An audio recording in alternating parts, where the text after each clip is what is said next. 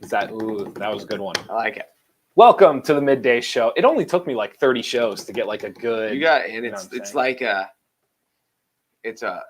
warning bell for me. Now I'm ready. There you go. You know, sometimes you just pop it on, and I wasn't even ready. I wasn't even paying attention, and so no one to blame but yourself. I like it. I like it. Welcome to the Midday Show. I'm Jeff Ever. He is Mark Messina. Parent conference conundrum. You brought up something that I never had really thought about when it comes to parent conferences. So just looking at it from different perspectives, college loan forgiveness, it seems like it's about to be a real thing. Couple of stats I wanted to jump in with you about. Musk has named himself the CEO. He's about to. It's impending that he will be the CEO of Twitter. He's also making some other moves. The Roe versus Wade protests are in full effect. The Russian Ruble. It's a ruble. The Russian Ruble is up. It's actually at a 2-year high. The national media is not talking about this at all, and I don't really understand why. So two aspects there that I want to just kind of like joke with you about. The NBA playoffs are heating up. Maybe touch on that. And then you said this should be our one and only topic. Scientists have put out a study why aliens haven't visited Earth yet. You said this should be the one and only topic. What else is there? Well, you know what there is. Every day, the most important topic, the most important question. Mark, how are you feeling today? See, and every other day I've agreed with you. Today I'm thinking the only topic is why haven't aliens visited Earth yet? The key word is yet. Yes. We're going to get Obviously they didn't see E.T. No. Because he was here. He was very clearly here. Yes. Yeah. So we got lots of things to talk about. I'm good, basically. I mean, the sun's out. Yeah. I keep peppering you with the octopus posts. Yes. And I would argue like they're aliens. Like octopus are aliens. Well, the great quote, one of the great quotes of 2022, which wasn't said on the air, unfortunately, but yesterday before the show, Jeff sent me like 4 different texts about like different octopus things I could watch online. And yes, and his quote was, if they did not need salt water, like if they could walk around the land, they would have taken over the earth. It's the only thing holding them back is salt water. The need for salt water. That's it. Or vice versa. We're lucky that we don't need salt water. That's true. If we had to live in salt water and had to be in the same place, very limiting. We would be in trouble. We'd have serious issues.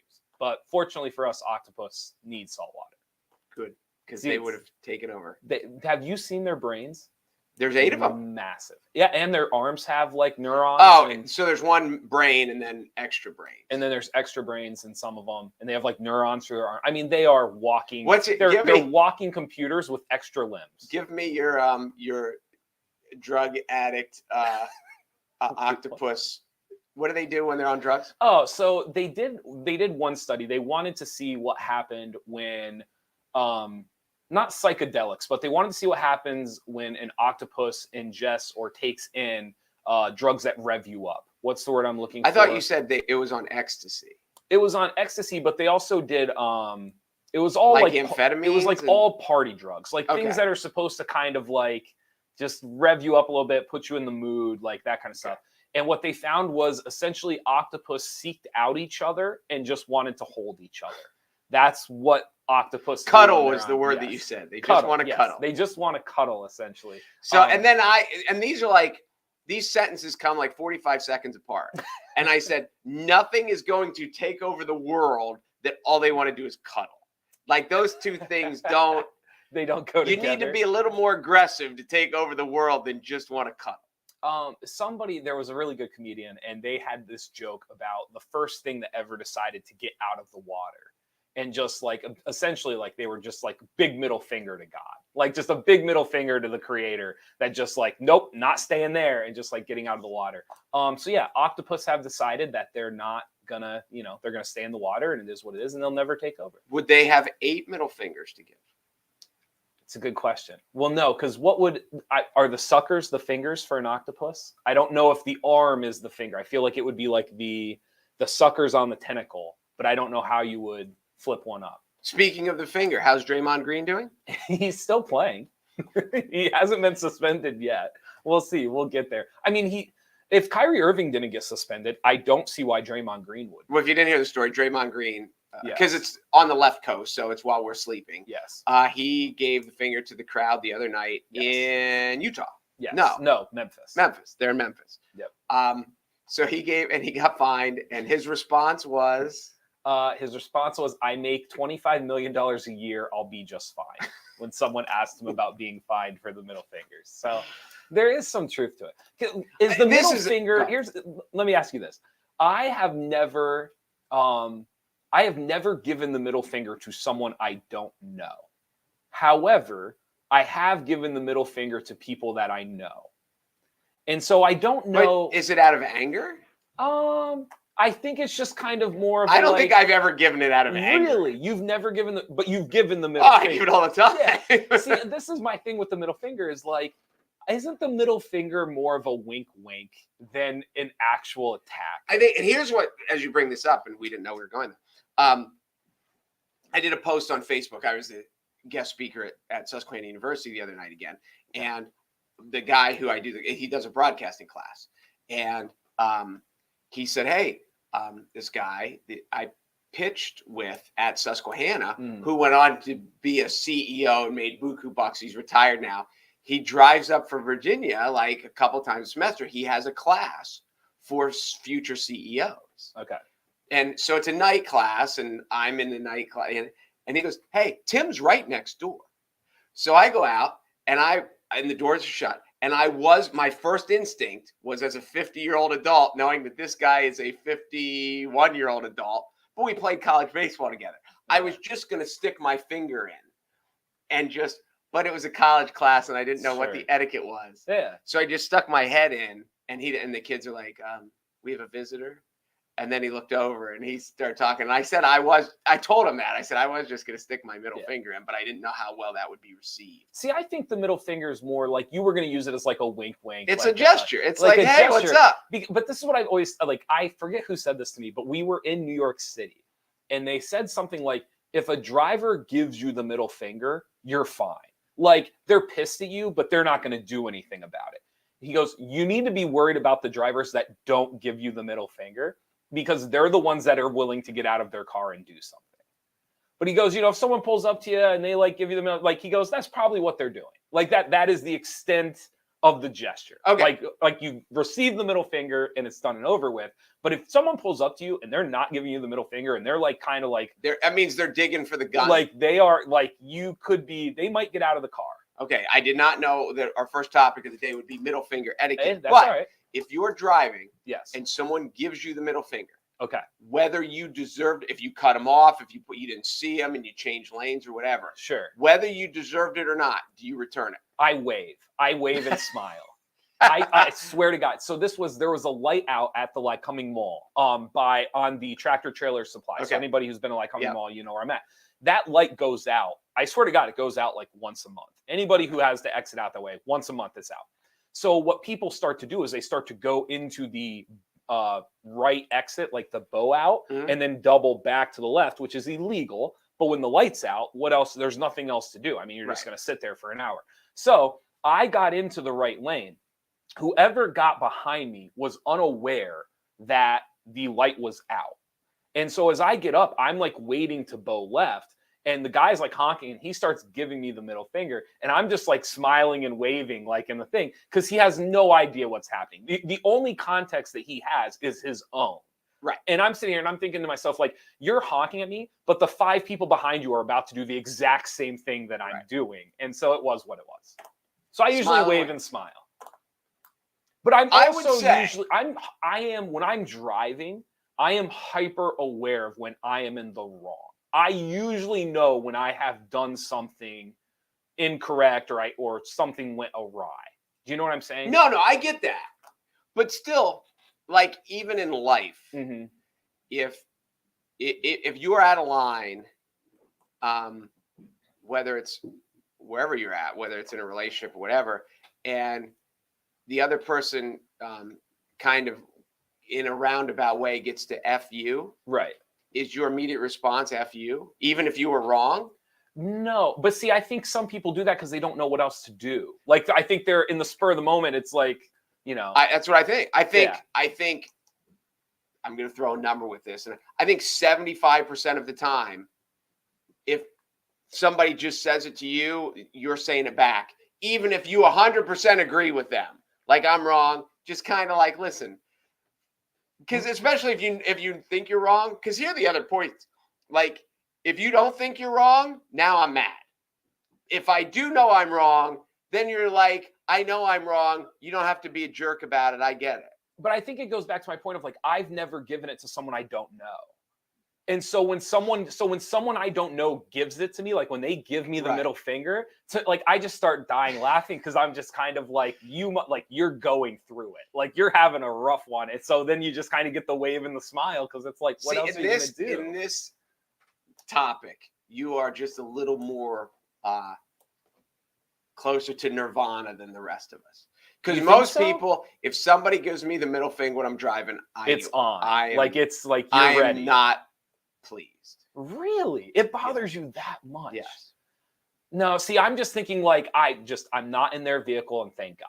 Like that's like because they're going through some things, and it has nothing to do with what I am doing in my car. I will tell you one of the things that happened when my middle daughter was practice driving. She had her permit. Yeah. And my oldest, and it's just how different kids, and you had a sibling, and like same gene pool, same environment, but people are wired differently. And my oldest daughter was ready to go. She was like, she knew what day she was getting her permit. She was getting her driver's license. She was ready to take on the world. Okay. My next daughter was way more hesitant and just didn't. And we were out practice driving. We were on the highway, and we're cruising up. We're right there by like CA Reed and the sewage plant and all that stuff. And we look, and she's going to change lanes because I'm teaching her, you got to get over because here's an on-ramp. Sure. And this is one of the things you're good at. And the one right there by Water Tower Square is kind of blind. Like you have to get over early because if a car is coming up, you can't see. Okay. So we look, and she looks, and she does well. Well, there's a car like way behind her in the passing lane, but she has plenty of room to move over. But you can't tell at the time that the car in the passing lane is doing like 105. Okay. So she pulls over, and the guy now is right behind us because he's flying. Okay. And he lays on the horn, and she's already a fidgety 16-year-old, so now she's even worse. Okay. And I was like, you're fine. You didn't do anything wrong. So we cruise on up, and then the people get on, and then we get a chance to move back over, and he goes past, and the middle finger is up. And she is, I'm not going to say she's a wreck because she wasn't a wreck, but she was worked up. Yeah. And now I am as calmly as I can be in the passenger side, like, F him. You didn't do anything wrong. But see, he's doing 110. But see, I don't know if it's even like, I don't know. Okay. It's not about, like, to me, that's hysterical. Like, it's not hysterical for the 16-year-old I know, but and it also wasn't hysterical for Dad, who's trying to build her confidence into driving, and now she's a wreck. So you don't think at any point you two were taking it more seriously than it needed to be taken? Oh, of course because we were. Because in your, like, I guess this is what I'm saying. The dynamics of the other car clearly affected the dynamics in your car. Yes. Okay. And so, like, I just have never, I don't know. To me, it's hysterical that somebody could care so much to give me the middle finger. Like, to they give that much that they just can't help themselves and they have to do it. There's none of that goes through you when someone gives you the middle finger. No, and see, if I'd have been driving in this instance, then this one I would have laughed off because I was like, yeah, because you were going 108. And that's why we almost had an accident. Not because I didn't do anything wrong. It's because you're out of your mind. Mm-hmm. So those I would have laughed off. Okay. But there are, I don't know, maybe you're just, again, you're in a higher mental state than I don't think it's that. I think it's just like, I think when people say something I think everything, there's a context to it, and it's just what can you control and what can't you control. And so, like, I've always viewed, like, almost every time I've gotten the middle finger, which isn't a lot, but like a handful of times, almost every time I've gotten the middle finger, there it is. That's probably like a dozen now. Every time I've gotten it, it has never been within my control. Well, obviously. It's right. So it's like, why am I letting that dictate my mood or ruin my day or shift the way I think of something? Okay, then I have a question because someone's doing something that I like. We'll hold all these topics till tomorrow, especially the aliens. So what? okay, I'll ask the question, then I'll filibuster after it. Then why don't you referee basketball?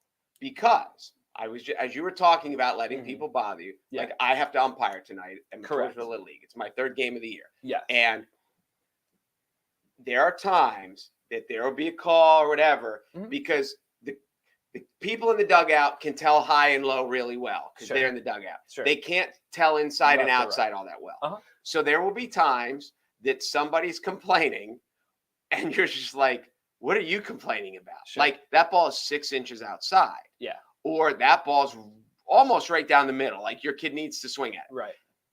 But when I hear someone chirping from the dugout about a call, even though I am convinced that I'm right, it still bothers me. So and that's why you don't officiate basketball, because it would bother you too. But this is the difference, because it's not me doing the thing. So like if I'm driving and someone flicks me off, they're clearly upset with what I am doing. And thus it's very easily for me to mentally just wrap my head around the idea of like, this isn't this is their thing. They're upset that you're not calling fouls. Okay. So at the point I'm making is like a kid travels, right? Maybe it's a close call, maybe it's not, but it's up for interpretation. And so I can understand why someone would be upset with my interpretation of that, because I'm not the one dribbling. But why does it bother you that they're upset? Because I'm not the one doing the action. I'm the one policing the action. And so I think there's a barrier for me mentally to be okay with that. Because then I would ask myself, like, maybe he didn't travel. Like, I don't, but I know. Oh, that happens. But in the car, maybe that ball wasn't outside. But like you're trying to compare the two. Right. When I am in the car, if I turned left, I turned left. Like I did. I get what you're saying. I decided to run the light. I decided to move to this lane. Like I'm doing all the action. Whereas when you're reffing or umping, all of these outside elements and what were they thinking, and maybe it wasn't, and maybe it was, and so like I can't. That part of it I don't love. One of the things, and I'm sure I've mentioned this. I'm really good. Like when I play pickup, I'm really good at calling travels on myself. I never call a foul or a travel on someone else. I wait for them to call it, because there's just that idea of like I don't want to even get into what they're thinking or their aspect. Because you're like 5'10", you're afraid you'll get your ass kicked. That's the problem. It's not true. I'm stout. What are you talking about? One of the things, and I know I've mentioned this before, and I'm sure every official in every sport knows this. There are times that you can tell people whine just to whine, whether it's a player or it's a coach. And then there are times that like you'll get a reaction from a kid and you'll be like, uh-oh, I think I missed that. Yeah, sure. Because this kid never complains. And that was I just got that look. There's something about, especially like baseball is probably different because you're not telling people what they can and can't do in baseball. It's just really like. Right. Were you out? Were you safe? Was it basketball is unique because it's like, you make a move and then a ref is kind of deciding like you can or can't do that.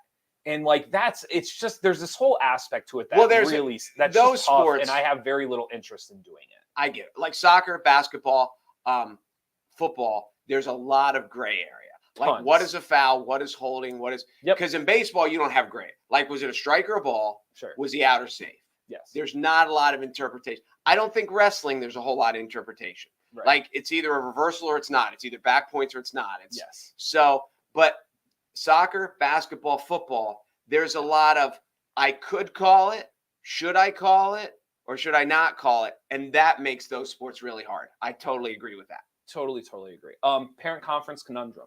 You brought this up. I'd never thought about it before. It's funny having discussions with teachers about parent-teacher conference. And I brought this up to you because you were a teacher. How many years did you teach? I was 3. I was a long-term sub for like 2, almost 3. I was a full-time teacher for a little over a year. And then I went back and subbed a little bit. So I probably have like 5 years of like long-term teaching experience. But you had your own classroom. You had parent-teacher conference. Out of 5 years of teaching, I had my own classroom for periods of time for almost 3 to 4 years, like 3.5 years. And you were middle schoolish, or were you? I was both. I was high school, middle school. I did everything. With high school, people don't come to parent-teacher conferences. You know, not as often. But in the middle school, I'm just shocked at how many. Because when my ex and I split, my kids were 7th grade, 5th grade, 2nd grade. Yeah. But, we go to parent-teacher conferences together. Sure. Because we're their parents. Sure. And it is shocking to me that divorced parents, or even if you're not divorced, just that maybe they were never married or whatever the case may be. Mm. But that so often, that more often than not, these parents have separate conferences if they both want to come, and they can't come and sit in the same room and talk to the teacher together about their kid. Okay. That is shocking to me. So go ahead. I was just going to say, when you look at the studies and the research of divorce, and people say like divorce is bad for the kids. It's not always. It's if it was a bad situation and it got to a point where it's a more peaceful situation, Mm-hmm. then it can be better for the kids. Yeah. But the way mom and dad treat each other Mm-hmm. afterwards is so either positive or detrimental to the kids. And when you look at the kids who do worse in school, who have more earlier sexual activity, earlier arrest records, just extracurricular activities, just police, and just all these stuff. And whenever people split up, they always say like, yeah, my kids always come first. If you're not speaking to the spouse, if you can't go sit in a parent-teacher conference civilly with the mother or the father of your kid, then you are doing your kid a disservice, and all the statistics show it. It is mind-boggling to me. I think you are looking at it from the parental perspective. Yes. I wonder if there is a piece of this that it is easier for the teacher to do this, doing it one-on-one with the parents instead of both parents there at the same time. How could it be? There has to be aspects of this where if they stay at one parent's house more than the other, if one parent has a different outlook or like this sounds corny, if one parent has a different religion, if one parent has a different, let's say they both have significant others already. So now you're able to bring in both sets, the step parent and the parent, and then the parent and the step parent. Like, I would imagine there are a lot of times where a teacher has a much easier job, and it's a pain in the butt to have two conferences, but each conference is now easier because they are split. Possibly. And that the step parent part I'd never thought of. And that is legit. I wonder how many step parents come to parent-teacher conference. I don't know. I don't know the stats. But yes, if both both biological parents have moved on, had different relationships, yes, and both step parents are very involved, mm-hmm. and the step parents wanted to actually come, I can see that. Sure. I'm just saying from a teacher's perspective, I think it just makes. I'll bet if you ask teachers, if they're like, I got 20 conferences, I got 20 students, you don't. Well, yeah. And I got 28 conferences, I don't think they're thrilled. Of course you don't want the extra conferences, no doubt. I just think as a teacher, there's got to be moments where the conversation for those 15, 20 minutes has to be significantly easier when it's separated than when it's together. And so I wonder if there's an aspect of protecting the teacher's sanity and time versus just looking at it from the parental aspect. That could be. But just from the parental side of it, if you cannot sit with the other spouse for 15 minutes peacefully and civilly and not fight, there's an issue. Yeah. Like at a concert, at a sporting event, the irony there is you said there's an issue, but a lot of times that's why there's a there's obviously an issue. That's why they're not together. That's very well said. Yeah. I walked right into that one. But I get what you were saying. For the sake of the kid. Yes. In an ideal world, everybody in that room is there for the kid. And you would hope that everybody in the room could set aside their differences for the sake of the kid. I totally understand your argument. I just wonder, in the world we live today, and it's not a liability issue, but in the world we live today where it's like, you just have to try to protect everybody. I wonder if there's a little bit here about the teacher where it's just easier for the teacher to not have to be in the middle of a civil dispute. So that's when I have these follow-ups with, and I might even ask administrators what they think. Do you prefer, is it in your experience, if you've done this for a while, is it better to just keep it separate? I'm sure there are horror stories of people that get in verbal arguments, and you got some, especially in elementary schools, because that's where more people come to the parent-teacher conferences. Yeah. So I'm picturing some elementary teacher some lady who's 5'2", 100 nothing. Sure. And she's got these two screaming parents, and she's just like, So I can see that. I will say as a teacher, if one of the parents requests that the meetings be separate, to me that's a no-brainer. Oh, I would never. Absolutely. To me absolutely my life, whatever you just saved me from stepping into, that is a no-brainer. But what had to happen for the person to be like, I can't even be in the same room. It happens. I know it happens, but what? I don't know. I mean, do you really want me to make up hypothetical? I mean, it happens. Like, I'm just saying. I mean, I know there's infidelity. There's like, I think timing's everything too. How fresh is it? Has it been 3 months? Has it been 3 years? You know, like, I think that has a lot to do with it. I guess. I don't know. You don't think so? I don't think anyone ever look, and again, I'm speaking from my own experience. Like, my ex and I get along better now that we're not together. Sure. We don't get along that well. Like, I know we still fight, and it's still, but because we're not there every day, it's like, so now all we deal about is the kids. Yeah. And, you know, we've been able to do that mostly well. Yeah. I just don't. I think there's an aspect here too where well, what I was going to say was nobody in society on the outside looks at a mom and a dad who don't speak, who have kids, but who do not speak, or only speak through text, or only speak through some app or whatever. Nobody looks at those people and say, oh, they've really got their crap together. They have it going on. No, I would just say also, like, sometimes it's not always your choice.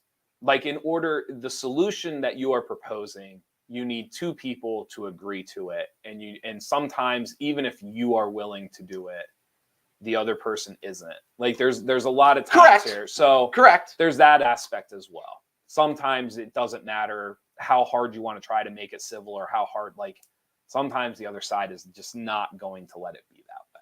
No, I'm agreeing with that. Yeah. And the crazy thing about that is, as much as we talk about gender roles and whatever, that can come from either side. Oh, 100%. There's divorce, craziness, and obsessiveness. It does not show any gender boundaries. No, not at all. Is there one up here that you're interested in? What do we got? Let's hold Musk. Let's hold college. That might make two. The ruble is up. The playoffs. I want to talk about aliens, but do we want to save that for tomorrow? We can talk about it. I want to talk about aliens. Why are they not here? I've been waiting. I've been waiting, and they haven't come yet. So there's a study that was put out by astrobiologists. There was a group of them. They are saying that they believe Earth has missed its chance to go find other civilizations, and that is why we have not been visited by other civilizations. This is real. Are you ready? This is going to make sense. Hold on. I've seen this movie. There was a time portal. No. We've missed the window. So here's what it is. Are you ready for this? They believe that civilizations burn out when they grow too large and technical.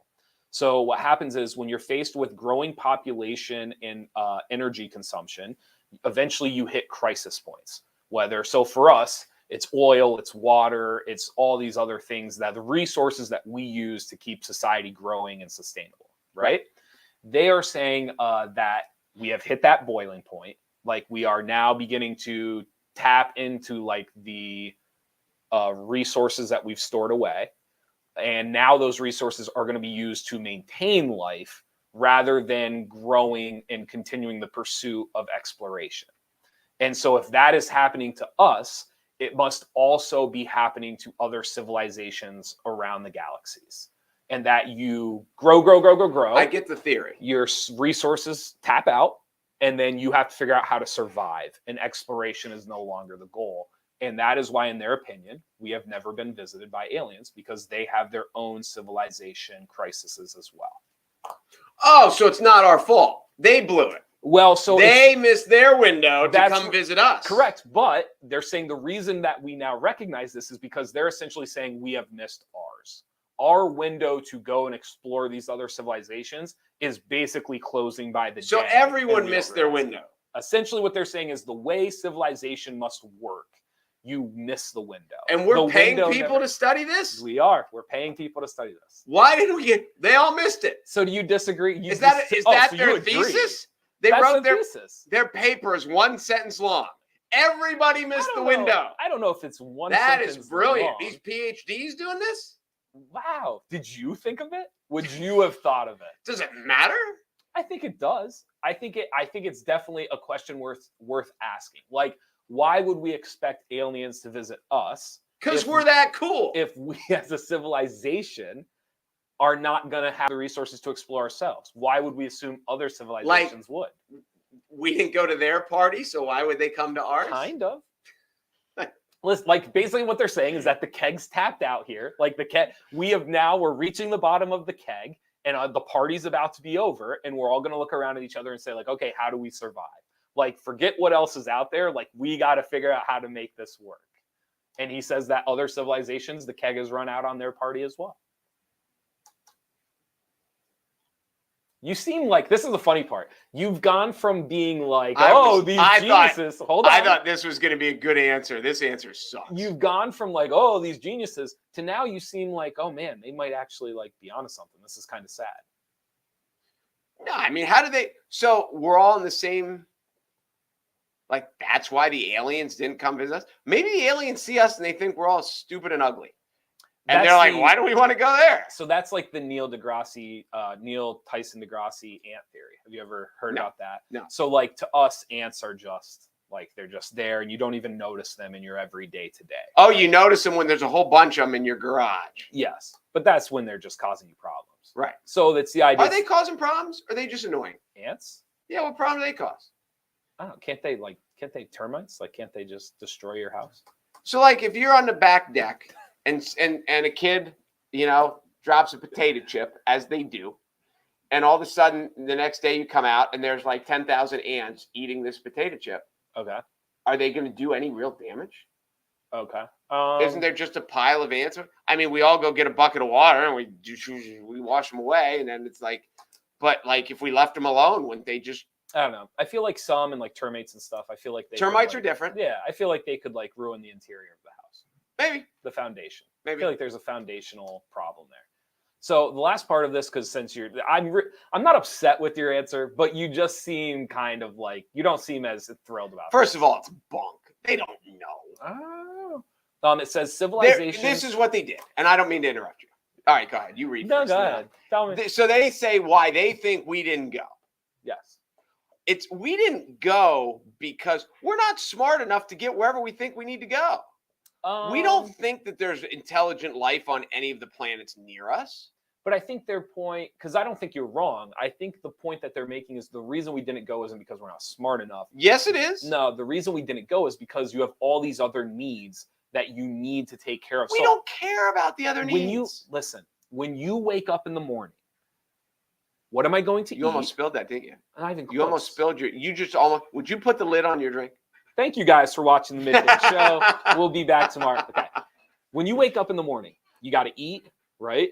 You got to make sure you're not too cold or not too hot. Like you got to be comfortable, right? Like you got to be able to survive. So you need shelter. Like you have all these other needs. You have emotional needs. You have all those things.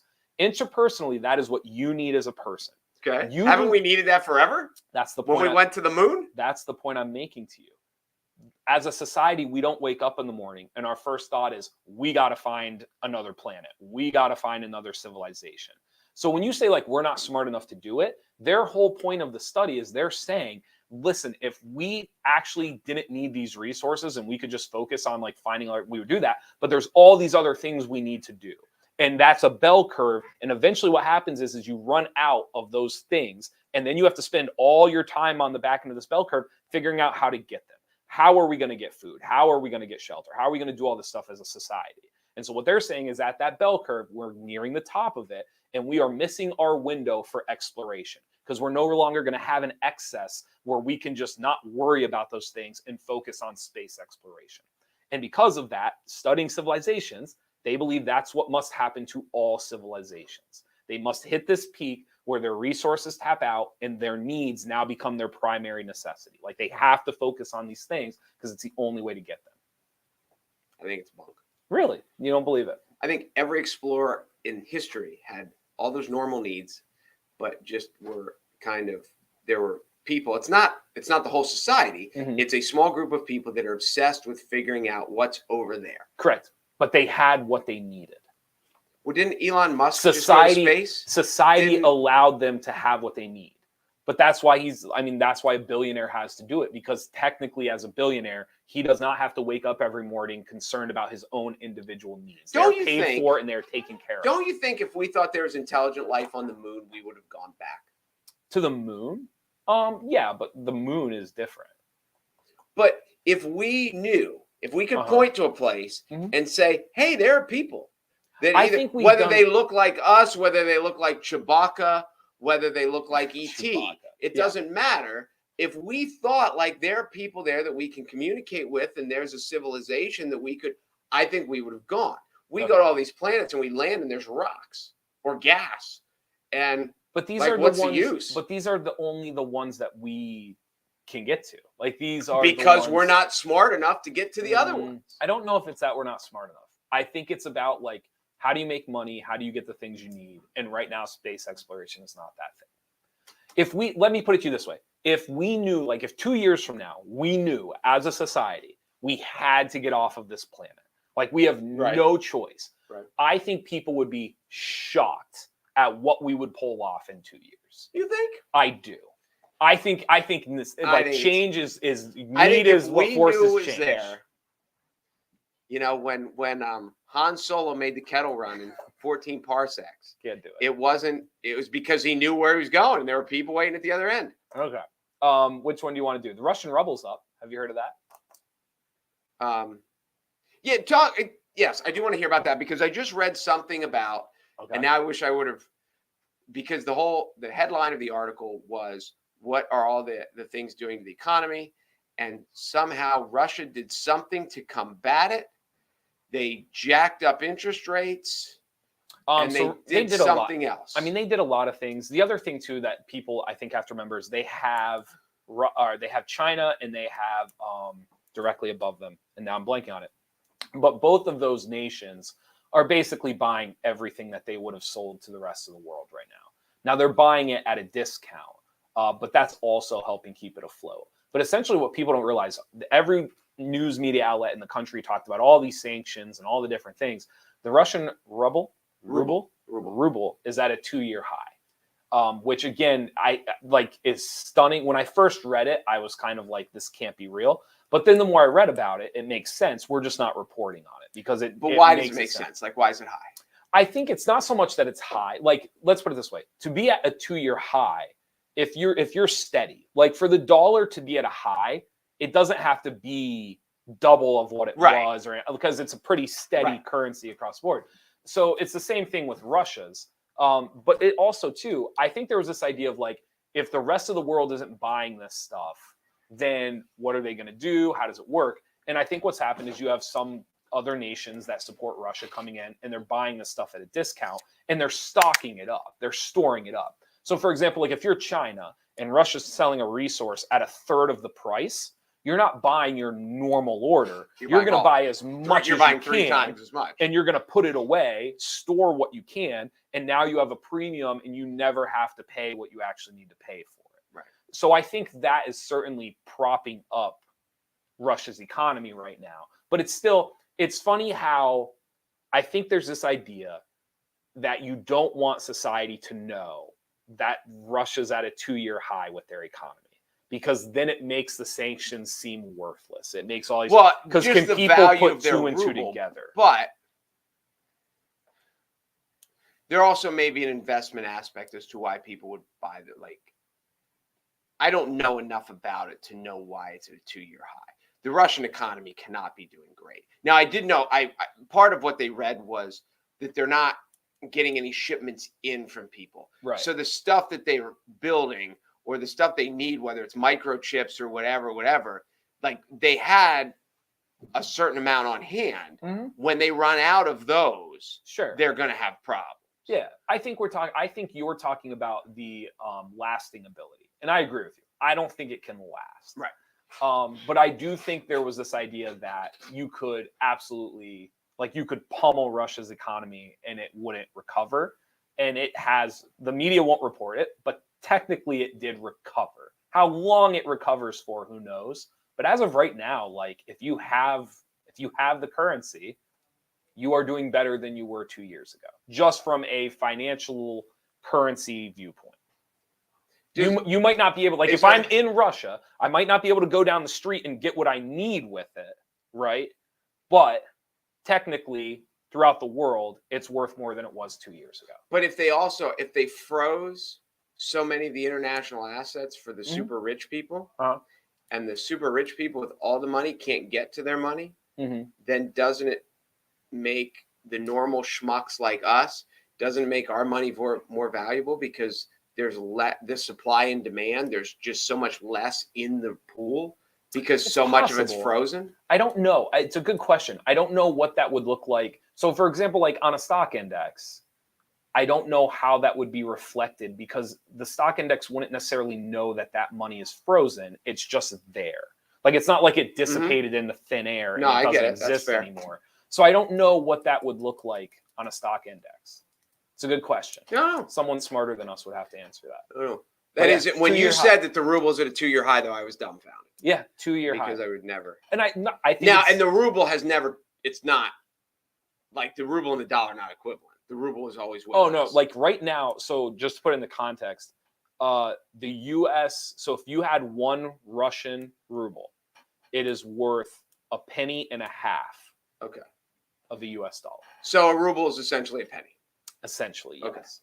Okay. But at $0.015, that's a 2-year high, and it is at $0.015 right now. Okay. Yeah. So you buying rubles? Probably not. I feel like I missed it. Would you short it? Yeah. I guarantee that in the last 3 months, somebody became a millionaire because they bought the ruble when it was at its all-time low. Like someone bought it, and everyone said you're an idiot. And now they probably are looking to offload it and become a millionaire. You know who's at an all-time low right now? Who's that? Philadelphia 76ers. Are you buying? No, I think the series is over. Okay. They're not at an all-time low. I think they can win a game or two, but I think it's done. Is Embiid playing? He's supposed to come back game 3. He's also, it's rumored he's going to be the MVP. There are NBA officials that are slated to be at game 3, and the rumor is the reason they're there is to give him his MVP award. So you think they might get 1? I think it's going to be hard for them to win 4 out of 5. It's just difficult to do that against Miami. Here's my next question. Yeah. A Golden State. Okay. They just lost. What's his name? He's hurt. What's his name's kid?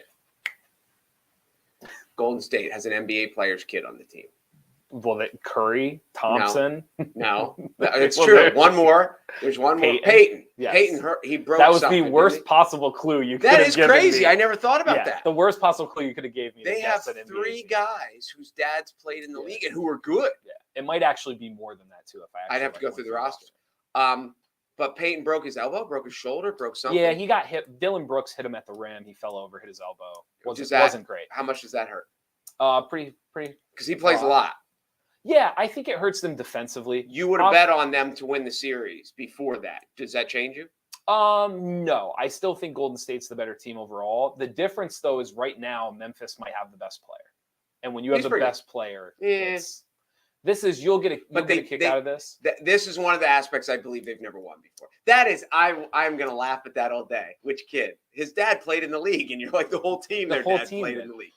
That is fascinating. I said to a couple of friends, for anybody who's a basketball fan, if you have not seen Ja Morant play, have you really watched Ja Morant play? I remember when he showed up in the NCAA tournament. Okay, and you haven't watched him play. He was this novelty because his first name was J.A. Yes. Have you watched him play? I've never watched a whole Memphis game. I've seen a quarter here, a half here. I said to a couple of friends the other night, and a couple of them laughed at me, and a couple of them were like, yeah, I think you're right. He is the closest thing stylistically to 80s Michael Jordan that I have ever seen. And he's a 23? What's that? He's 23. He's a kid. He does stuff in the air.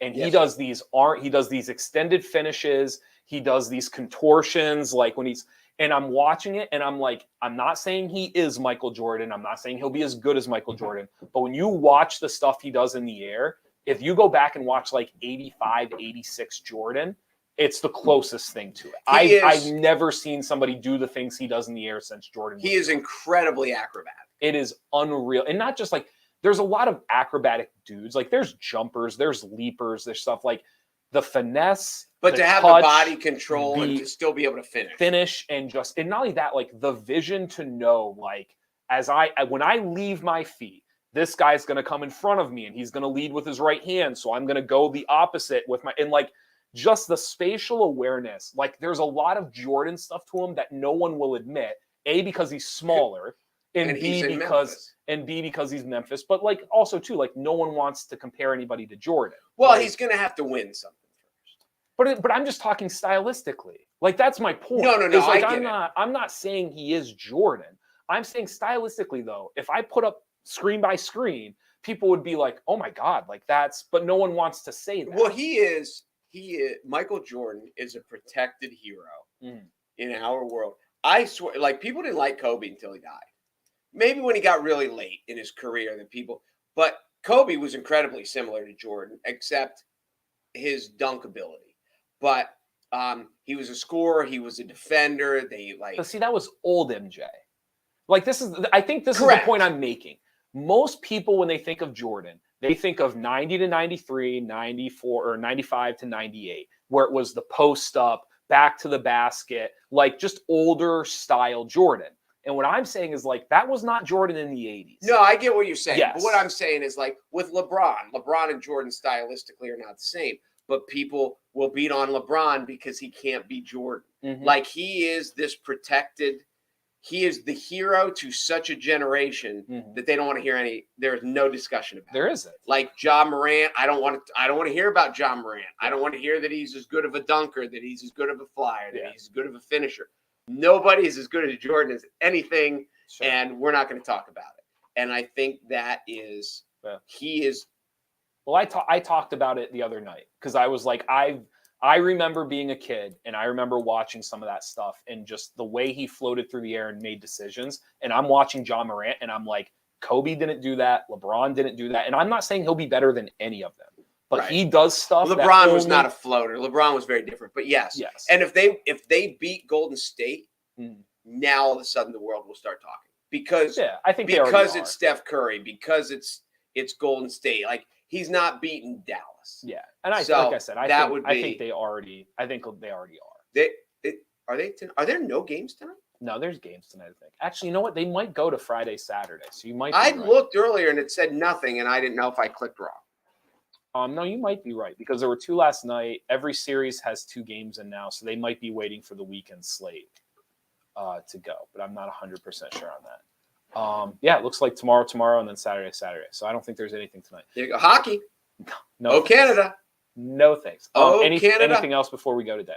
Big win for Edmonton last night. Anything else before we go today? Canada is Toronto lost though, but we got a lot of 1-1. You don't care.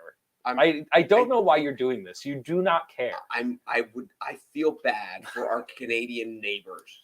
They never win the Stanley Cup. Oh, well, those neighbors. I was like, we don't have any. You don't have a Canadian neighbor. No, the country. Like they're our neighbors. Yes, They live next to us. All they have is hockey, and we took it from them. I disagree. There's a lot of good things in Canada other than hockey. Dog sled racing. No. Curling. No. Fishing. I bet you, first of all, Jim Carrey's Canadian. Second of all, Drake is Canadian. Third, that's where you come up with Jim Carrey? Has he made a movie in the last decade? You don't think Jim Carrey's an icon? Yeah, but Bryan Adams is Canadian too, but he hasn't had a hit. And, he was. When you talk about like comedic actors, is Jim Carrey in the Mount Rushmore? No. Well, there you're wrong. So there's a debate. Whoa. Okay, let's go. Name 4 people who had more celebrity popularity, financial success doing comedic movies. You talk financially. It depends when you come around. Right, but even if you put it into context, he still destroys everybody. Do the percentage. He doesn't destroy Eddie Murphy. No way. Oh, that's fine. But there's 4 spots. Okay. So hold on. Who else we got? Eddie Murphy and Jim Carrey. Please comment. Is he Who else? Really number 2? You don't think he's on the Mount Rushmore? I don't even know if I can't think of people that would be ahead of him. Eddie Murphy. Yes, that's one. But here's the crazy part. That might even be up for debate. No. Yes. What's Jim Carrey's best movie? Jim Carrey's best movie? Yeah. I'm Dumb and Dumber fan, but it's you either love Dumb and Dumber or you've never seen it. He's got the Ace Venturas. He's got the Mask. He has Dumb and Dumber. By the way, I think there was like a 1 How about Bill Murray? Yeah, but I don't know though. Like as far as like leading man, like having those like that success of hits, I think Murray could be in the discussion for Mount Rushmore. I think he's in the discussion. But do I think he's ahead of Carey? I do not. Anyway, Kerry's Canadian, so he wouldn't be on Mount Rushmore anyway. Which is the point I'm trying to make. So very well done. Thank you. Very well done. Well, it's not like George Washington was born here. So there you go. Okay. Where does Jim Fair Carrey enough. live now? I'll bet he lives in the States. I don't know. He has a graduation speech on YouTube that has like millions of views. Have you ever seen this? Huh. Incredible. It's I like believe that. It's like a 15-minute. There's like 5 or 6 lines in that speech that every time I hear it, I'm just like, that is incredible. You know, now you might have won me over. He's probably on the Mount Rushmore. I think he has to be. I just can't. Like, of all the Canadian, like Michael J. Fox is Canadian. Yeah. You didn't go to him. Pamela Anderson's Canadian. You didn't go to her. No. More of an icon, Pamela Anderson, or Jim Carrey's more of an icon than Pamela Anderson. you think? I do, yes. No. You don't think so? I think it's closer than you think. I mean, they're different, but I think girls could care less who Pamela Anderson is, but like my girlfriend knows every word to Liar Liar. There's a whole half of the gender. I think there's a lot of There's a large section of girls that really like Pamela Anderson. Well, yes, but not as much as the other, not as consistently or as much as the other side. No, I'm just saying, like, I think there's a subsection of people that Jim Carrey is significantly more part of their life than Pamela Anderson ever was. all right. Anyway, back to the point. Go Leafs. They lost last night, though. Tonight it's Calgary. All that to go back to hockey. Calgary. They need hockey. Right. Listen, if you sit down and watch a hockey game, the hockey playoffs are so much fun. They're very enjoyable. They are so much fun. I just think it's hilarious how you come on here and talk about as if like you go home and get a bowl of popcorn and watch the NHL. I sat down. Where was I at last night? Stop. I was at Open Gym, and I went home and I sat down to watch hockey playoffs, and it was already like 3-0 Carolina. So I turned to the other game, and it was at the intermission, and then I had to make a couple work calls, and I just never got back into it. But there will be lots of nights in the next 2 months that I hop on the exercise during the third period of a playoff hockey game, and 45 minutes out of my life just disappears. No, I understand. We're not going to talk about Roe versus Wade. I'll give Pat another shout out. Men should stay out of it, period. Pat, you and I disagree on this. I think I'm allowed to have an opinion. Oh, I have an opinion on that too, but we'll do that tomorrow. We'll do more tomorrow. No, we'll do that tomorrow. And what else are we going to do tomorrow? I respect Pat, but I'd like to have Pat on so we could have a discussion about it. College loan forgiveness, we can talk about tomorrow. There are some interesting statistics about it. Go ahead. One more thing. Is our Mother's Day contest ending today?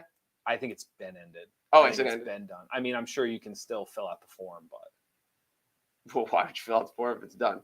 We should have asked that before we got on. But we are going to have we got a bunch of entries for the Mother's Day. We're going to have a contest for Father's Day. Yeah. So we'll do that again as we come up next month.